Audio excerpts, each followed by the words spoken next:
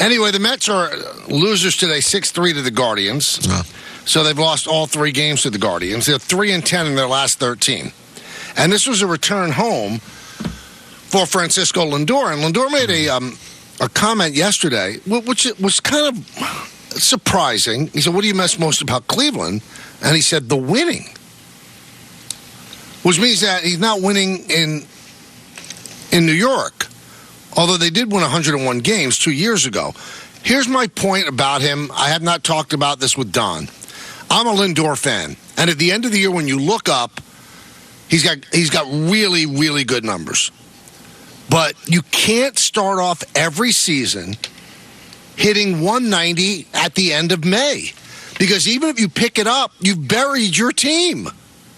You have buried your team by getting off to the starts that Francisco gets off to. There's got to be some kind of solution to it. He can't be hitting like this at the end of May. This is 2 straight years. I don't even remember when they won 101 games. I think it was a slow start again, but not as bad as the last 2 years.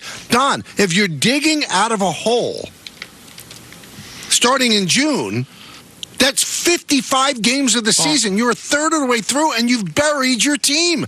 He's too important. He usually bats third. They moved him up to leadoff. But, to get 4 or 5 at-bats and hit 190, that's not helping the team. And I am of the opinion that is going to be one of the most onerous contracts of all time for any team. Now, the owner can afford it, but we're talking about them being at 110% tax rate. One of the reasons is they're paying this guy $34 million a year for 10 years. It was a contract that didn't need to be signed. I think it was signed because Steve Cohen wanted to make a splash. They acquired him from the Indians, the then Indians, and then boom, they decide, okay, let's sign him and show everybody how serious we are. That contract's not aging well. His average right now is 203 with 7 homers and 23 ribbies. He gets on base at a 274 clip. He's hitting 196 with runners in scoring position. This is one of the most important players, Don. Must be killing the analytic crowd because he's awful with that on-base percentage, on-base plus slugging, everything else. And you look at his history, March/April, career-wise, he's a 245 hitter. It is by far his worst month. He always gets off to slow starts, and then he starts to build. But let's face it, Michael, he's not the superstar this contract dictates. Now, that doesn't matter to me anymore because you're supposed to have an owner that's not going to shy away from free agents because he's got a player making a ton of money that he's not supposed to. He's a good player, Michael. He's just not a superstar. He hasn't made an all-star team since he's been here. He's been here 4 years. This is his 4th season. He hasn't made an all-star team.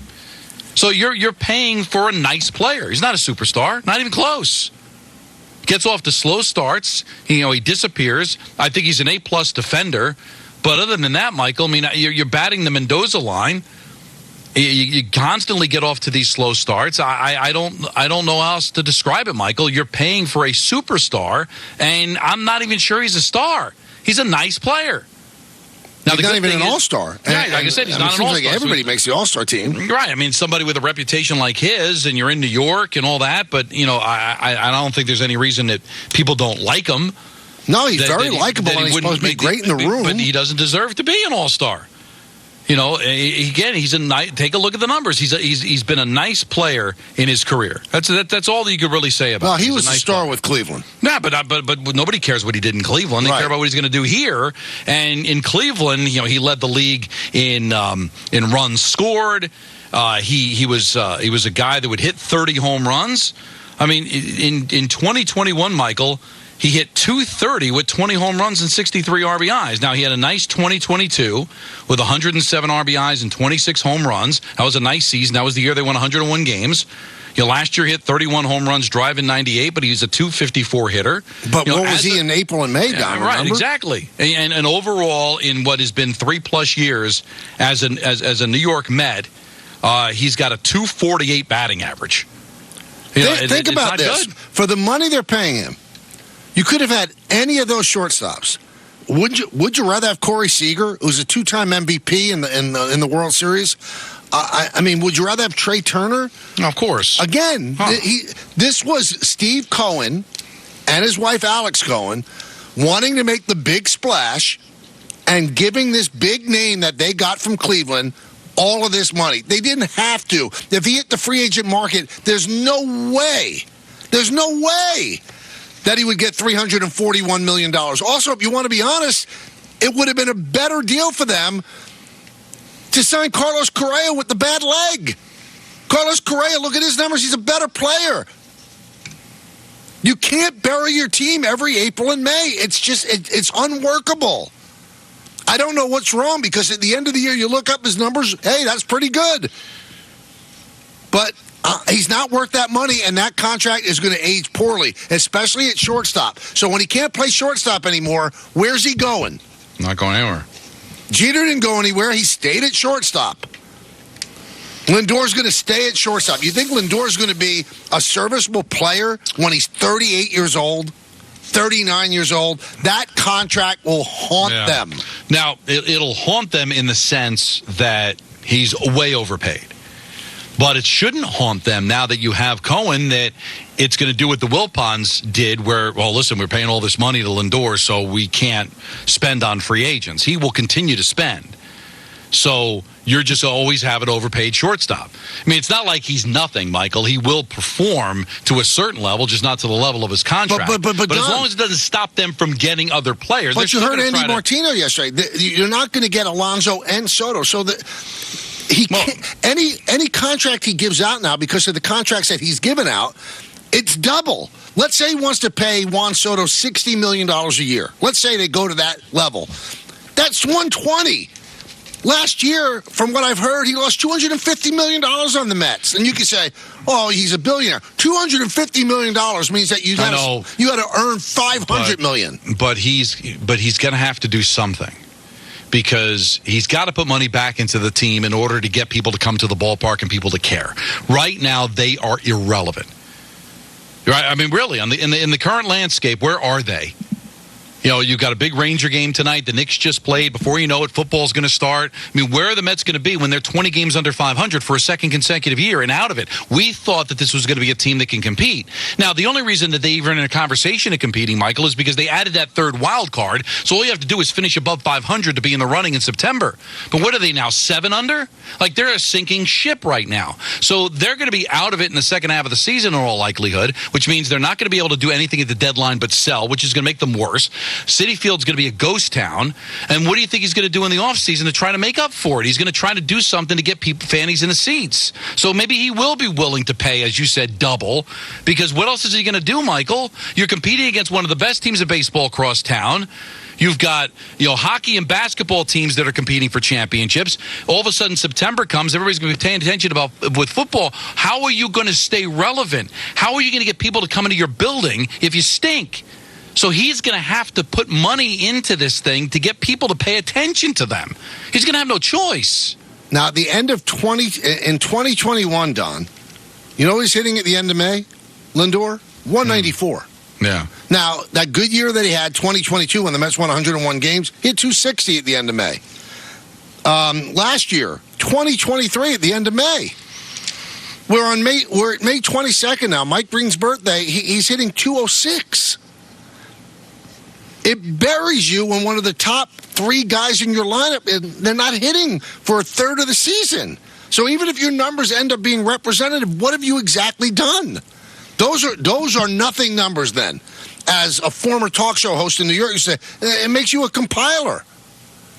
You got to get hits in the beginning of the year, too. You can't say, well, the games in April don't count. They do count. That's why there's 7 games under 500 now, because they count. That's a hole from which you have to climb. Weird. And I love the guy as a player, but boy, was that an ill-advised contract. And it was an optics contract. Well, the only reason they signed that contract, Don, was because they thought how good it would look. Look, we're not the Wilpons. It is right now. You can say what you want about Cohen. They haven't won. But I still think he's in the infancy. I still think he made the right hire with Stearns. I think he brought the right guy in. Everybody seems to love the manager. So we'll see if that ends up working out at the end of the day. It's about wins and losses. I get it. But it does take time to see what he's going to end up spending. And that's why this offseason is going to be big, because there's big free agents that he can go out and get, and who is he going to get, and how is he going to make the team better. But the one thing he's never going to be able to get out from is that Lindor was a mistake. He made a mistake. He made a mistake trading for him. He made a mistake giving him the contract that he gave him. So Lindor is going to be his one big mistake. The unfortunate thing, it's a mistake that's twofold, and it's also a mistake that's going to keep giving, and it was his first. His first big move was a huge mistake. Now, you shouldn't be judged by that. I think overall the Mets are going to be in good shape having him be the owner because they're no longer a small market team anymore. But there's growing pains to this, and he certainly felt them. And Lindor is going to be a mistake that's got another decade left. And by locking into Lindor, right, he took himself out of play for Seager and for Trey Turner. Took himself out of play. All right, we're good at shortstop. No, you're not. Not if he's a 200 hitter in April and May. You're not good at shortstop. And $34 million a year is still an incredible amount of money. Even his salaries, if it's accelerated, $34 million is an unbelievable amount of money for what he's giving you. We told you the Mets just got swept by Cleveland. And after the game, Francisco Lindor was asked about the tough trip that the Mets just had. Yeah, it doesn't feel good. It does not feel good to only get one. And it's one of those that you just got to learn from it and then move on. We got to find a way to play better. We have to play better. Then Lindor was asked, is the Mets season slipping away? No, I am not. I believe in this team. I believe in what we have. We just got to play better. Bottom line, we just got to play better. I have to play better. I have to be a better shortstop, a better offensive player, a better base runner. I got to improve in every aspect of the game, and I got to continue to push the envelope and continue to push the guys forward. With that being said, I still believe in what we have. I still believe that we have a great group of guys and that we can play the game. We just got to play the game the right way and minimize our mistakes. Listen, I love the guy, and, he does answer questions, but we're talking about May 22nd. You're still making mistakes? These are veteran players, Don. This is not a young team for the most part. Michael, you're starting to see it. I don't know if you saw that ridiculous double play that they ran themselves into on Monday. Because now players are they're getting disengaged. You've got a rookie manager that everybody seems to love, Michael, but, when you get to a crisis point, you just keep losing series. But there's talent there. One of the reasons I believe they could still be a playoff team, guys, is, Nimmo's supposed to be a good player. They gave him a contract. McNeil's a former batting champion. Alonso was in the walk year of a contract. He's a 50 home run hitter. They've got a really good catcher. Marte's got off a good player. Start. Marte is a very good player. That's the thing that's frustrating is that they've actually pitched okay. Why is this team not hitting? They have enough players to hit. Even if Lindor is overpaid, Michael, he has shown you that even if he's a compiler, that he can hit. That McNeil can hit. Nimmo can hit. Alonso can hit. Alvarez can hit. Marte can hit. This is not just one or two guys. I'm talking about a lineup that should be pretty decent offensively, and they can't get anything generated. Now listen, Diaz has fallen off, and we knew their bullpen would be a bit of a struggle. But overall, it's not the pitching that's the reason that they're 7-8 games under 500. They can't hit. Why? It's the $1,000,000 question. Here is Brandon Nimmo talking about the tough trip. I don't think you make sense of it. You just call it what it is, and we're struggling right now. That's going to happen in baseball, and hats off to the Guardians. They played really, really good series and took advantage of pitches over the middle of the plate and mistakes on the field, and, we're able to win ball games. So they're playing well right now, and, we just got beat. All right, now, Don, you're not... Here's Mendoza on the trip. Yeah, tough road trip. It's a tough one. Started in Philly, then going down in Miami and losing a couple of games and then getting swept here. Obviously tough, but now we got to go home, day off tomorrow, regroup, and then back at it on Friday and start going here. Because overall was pretty tough. Now, Don, you wouldn't say that what's happened over the last few weeks would put them in the category of a very popular 90s Tom Petty song. Free falling? That's right. It feels that way. It's close, right? Well, Michael, right? We discussed that the Philly Brave week as a defining moment. And what did they do? When the 2-5? The 2-5, and they had the walk-off on that Sunday. And since then, they just continue to lose series. They got now swept against the Guardians, who are a good team, don't get me wrong, but The record speaks for itself, guys. Now, it's not what you want. Now fans will, because I got to double check. It might be 3.5 now, but fans will look at the wild card and say, "Well, wait a minute, Don. They're keeping their head above water, man. They still are, within striking distance of the wild card. But that's because there's 3 wild cards. That's going to change over time, right? What is it now? My computer's not downloading. Oh, come on, Don. Because I'm right now on the MLB app. And I'm looking at the wild card race, and it goes as far as the Giants, and that's it. The Giants are 3 games under 500. They're a game out of the wild card. Adding these extra wild cards, it's a joke. So you can talk yourself into being. That's why Steve Cohen doesn't look like a jerk when he says, "I still think we're a playoff team." What exactly is a playoff team, Michael? And everybody can fall back and say, "Well, the Diamondbacks won 84 games and went to the World Series." So all you do is want to get in, right? So you're sitting there. Right now, 3 games. You're 7 games under 500. You're 3 out of a wild card spot. So it doesn't take much for you to be able to proclaim that you could stay in the race. You really have to bottom out for you to be out of it.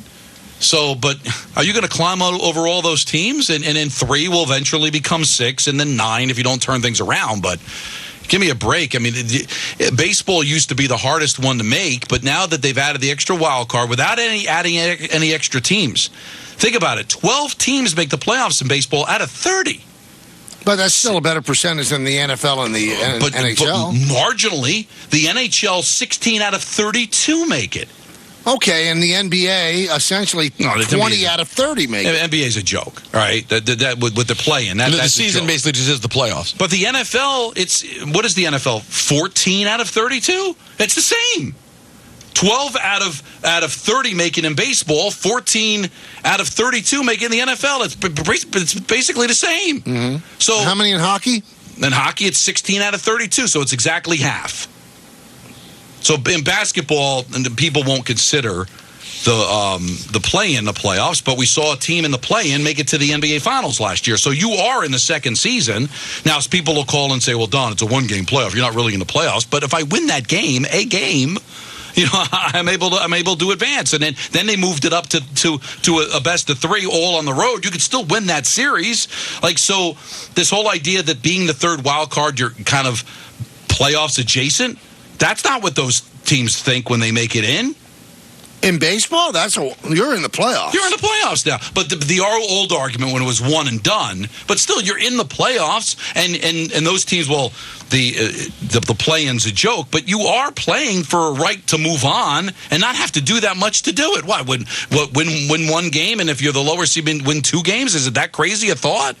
Not at all. Not at all. But baseball used to be, I'm not saying it's got to be the old days where it was only, 4 teams that made it, because you've added extra divisions, and I thought the wild card was a good idea. But, Michael, let's not stand on our high horse as baseball fans and say it's still harder than every other sport. It's 12 out of 30. I'm 7 games under 500. I'm 3 games out of a playoff spot. Give me a break.